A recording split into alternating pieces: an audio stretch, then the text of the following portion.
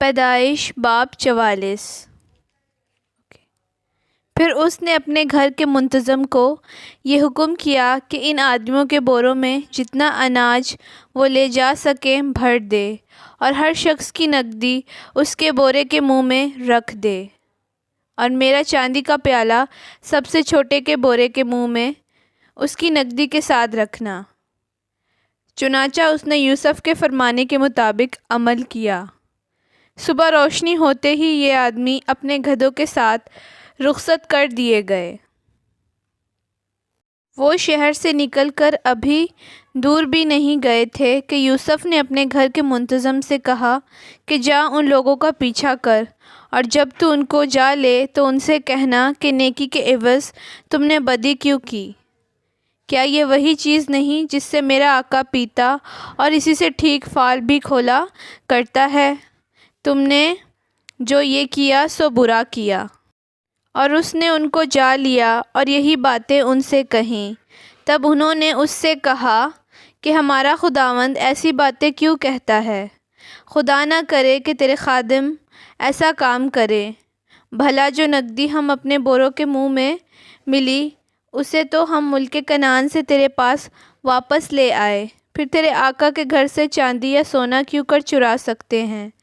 سو تیرے خادموں میں سے جس کسی کے پاس وہ نکلے وہ مار دیا جائے، اور ہم بھی اپنے خداوند کے غلام ہو جائیں گے۔ اس نے کہا کہ تمہارا ہی کہنا صحیح، جس کے پاس وہ نکل آئے وہ میرا غلام ہوگا، اور تم بے گناہ ٹھہرو گے۔ تب انہوں نے جلدی کی اور ایک ایک نے اپنا بورا زمین پر اتار لیا، اور ہر شخص نے اپنا بورا کھول دیا۔ سو وہ ڈھونڈنے لگا اور سب سے بڑے سے شروع کر کے سب سے چھوٹے پر تلاشی ختم کی، اور پیالہ بنیامین کے بورے میں ملا۔ تب انہوں نے اپنے پیرہن چاک کیے اور ہر ایک اپنے گدھے کو لاد کر الٹا شہر کو پھرا، اور یہودا اور اس کے بھائی یوسف کے گھر آئے۔ وہ اب تک وہیں تھا، سو وہ اس کے آگے زمین پر گرے۔ تب یوسف نے ان سے کہا، تم نے یہ کیسا کام کیا؟ کیا تم کو معلوم نہیں کہ مجھ سا آدمی ٹھیک فال کھولتا ہے؟ یہودا نے کہا، ہم اپنے خداوند سے کیا کہیں؟ ہم کیا بات کریں یا کیوں کر اپنے کو بری ٹھہرائیں؟ خدا نے تیرے خادموں کی بدی پکڑ لی، سو دیکھ ہم بھی اور وہ بھی جس کے پاس پیالہ نکلا دونوں اپنے خداوند کے غلام ہیں۔ اس نے کہا، خدا نہ کرے کہ میں ایسا کروں۔ جس شخص کے پاس یہ پیالہ نکلا وہی میرا غلام ہوگا، اور تم اپنے باپ کے پاس سلامت چلے جاؤ۔ تب یہودا اس کے نزدیک جا کر کہنے لگا، اے میرے خداوند، ذرا اپنے خادم کو اجازت دے کہ اپنے خداوند کے کان میں ایک بات کہے، اور تیرا غضب تیرے خادم پر نہ بھڑکے، کیونکہ تو فرعون کی مانند ہے۔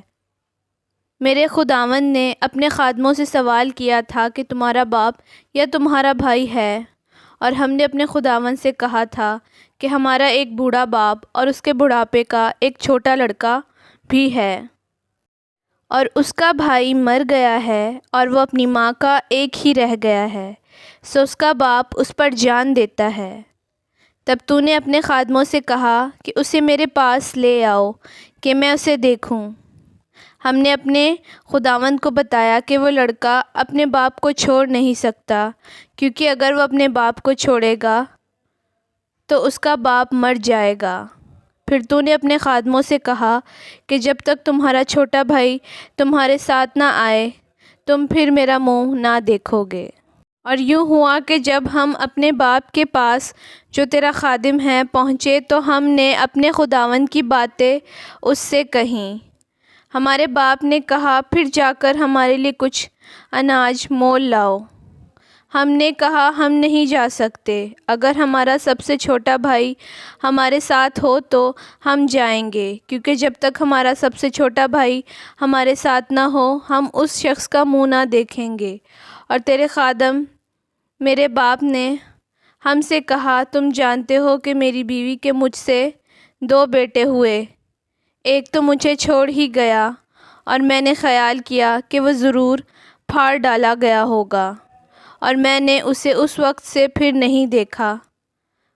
اب اگر تم اس کو بھی میرے پاس سے لے جاؤ اور اس پر کوئی آفت آ پڑے تو تم میرے سفید بالوں کو غم کے ساتھ قبر میں اتارو گے۔ سو اب اگر میں تیرے خادم اپنے باپ کے پاس جاؤں اور یہ لڑکا ہمارے ساتھ نہ ہو تو چونکہ اس کی جان اس لڑکے کی جان کے ساتھ وابستہ ہے، وہ یہ دیکھ کر کہ لڑکا نہیں آیا مر جائے گا، اور تیرے خادم اپنے باپ کے جو تیرا خادم ہے سفید بالوں کو غم کے ساتھ قبر میں اتاریں گے۔ اور تیرا خادم اپنے باپ کے سامنے اس لڑکے کا ضامن بھی ہو چکا ہے اور یہ کہا ہے کہ اگر میں اسے تیرے پاس واپس نہ پہنچا دوں تو میں ہمیشہ کے لیے اپنے باپ کا گناہ گار ٹھہروں گا۔ اس لیے اب تیرے خادم کو اجازت ہو کہ وہ اس لڑکے کے بدلے اپنے خداوند کا غلام ہو کر رہ جائے اور یہ لڑکا اپنے بھائیوں کے ساتھ چلا جائے، کیونکہ لڑکے کے بغیر میں کیا منہ لے کر اپنے باپ کے پاس جاؤں؟ کہیں ایسا نہ ہو کہ مجھے وہ مصیبت دیکھنی پڑے جو ایسے حال میں میرے باپ پر آئے گی۔ آمین۔